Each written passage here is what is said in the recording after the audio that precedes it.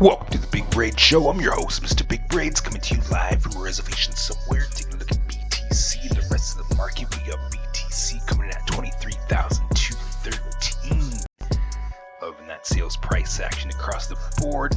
Just over that area of interest. Got some support consolidation.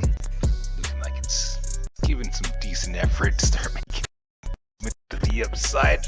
Getting a little bit stuck, getting back on track. Definitely excited to see where we're going with this price action. We got bullish news across the board. Been seeing, as you can tell, people talking about Tesla holding on through quarter 2 of 2022. Definitely awesome. We got, BlackRock creating some funding. I mean, we just talked about the BlackRock. We talked about that like a couple weeks ago. They were talking about buying some price action. We got people talking about higher price action, more so now. But the RSI is still kind of high at this point. Could possibly get some pullback down to some lower price action before, possibly making some movement to the upside. It all depends on the Fed meeting coming on. Are we going to start seeing some lower interest rate hikes? I got my eyes set on that January 31st and that February 1st meetings. As you can tell from the last few meetings, we always get a buy up all the way up to the point of the meeting. Everybody's waiting to explode the market, start buying in. Started hearing about that pivot to the upside.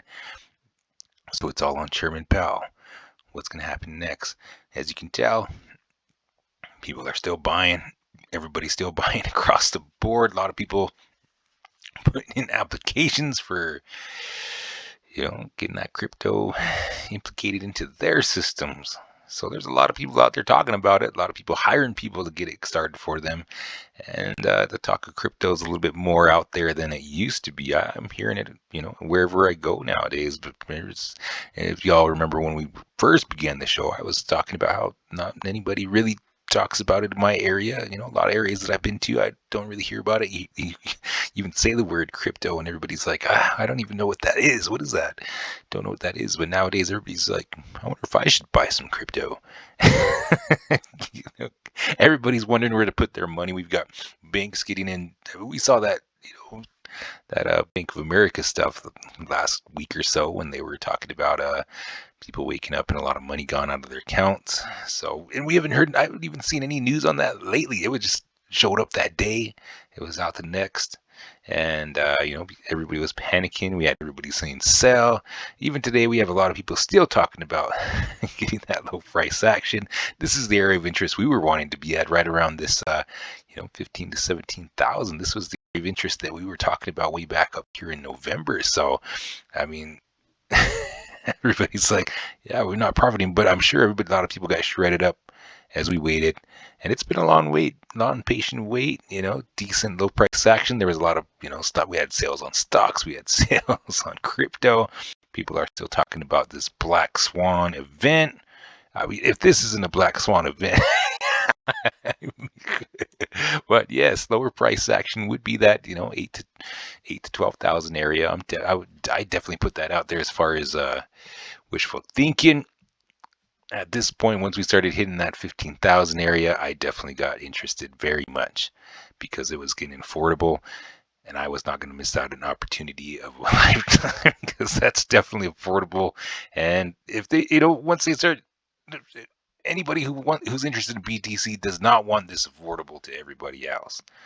Once it gets up to a price that's too astronomical for anybody to afford, at that point, you'd just be buying in. You'd just be like buying and using what you got because that's what it's going to be. I mean, that's when it turns into regular everyday, here and there. It's like, I'm going to put $5 in to transfer to my buddy over there in, El Salvador or something. And that's what you get back. So, it just, but, definitely exciting to see where we're going. And that it's pretty scary. It's like a lot of people are like, where are we going to put our money? Everybody's going to put their money someplace, especially the people that are really wealthy in a lot of the industry. Because I mean, it costs a lot to move your money. That's what's killing a lot of companies. It's like it costs money to keep your money safe. It costs money to to move it around. It costs money to spend money. It's expensive all the way around. So, and bakes on top of those are just expensive as heck. I mean, it just a normal day going to the store, you spend like I'd say, the 18, $20 just in charges to your card for using it on random everyday purchases. And that's money that just goes straight to the bank. And that's crazy. And everybody's, no matter where we go, it's going to be like that. But what's the cheapest place? What's the safest place to keep our money is the topic of a discussion today, because everybody that wants to make money needs to put their money somewhere. They want to feel it, feel safe. They want to feel secure. Where am I going to put the money? Everybody's saying gold. I've looked into gold, and it's like every year, the more gold they find, the price goes down a little bit lower. It's pretty much steady. It's there. It's something, and it's all there and stuff like that. But I mean, it just got to keep it all in different. I mean, it's like just basically got to keep it around, and like we were talking about before, don't keep all your eggs in one basket. So, Mr. Big Braids, I definitely got some of that gold action.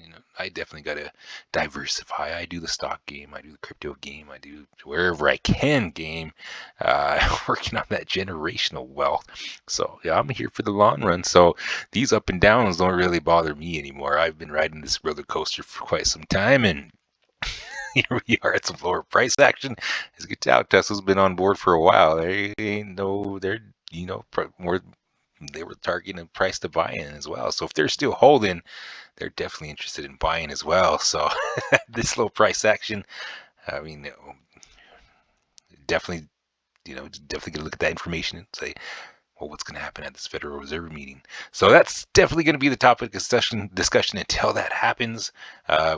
Once we get that pivot to the upside, I'm excited to see where we're going, because we're getting these, decent moves up to the upside, and a lot of people are talking bull trap. And I've been looking at this 30 to 35,000 area as far as an area of interest, as far as getting that movement up to the upside and getting that bull trap scenario in there, getting that support and consolidation, and then having that pull back down to some lower price action. So I've got my area, set up for this. I'm looking for that price action there. If there is going to be a, black swan event or anything, I definitely got my eyes on that, as well as the media, as well as news. But once we start getting over that 48,000 area, you didn't, take advantage of what you could or make money where you could, kind of slowly get left behind, unless you got $50,000 to buy one, because that'd be retail at that point. So I definitely got to consider that area too, because the more FUD they put in, I mean, this is what happened with me with QNT. This is exactly what happened with QNT when I was back in the day,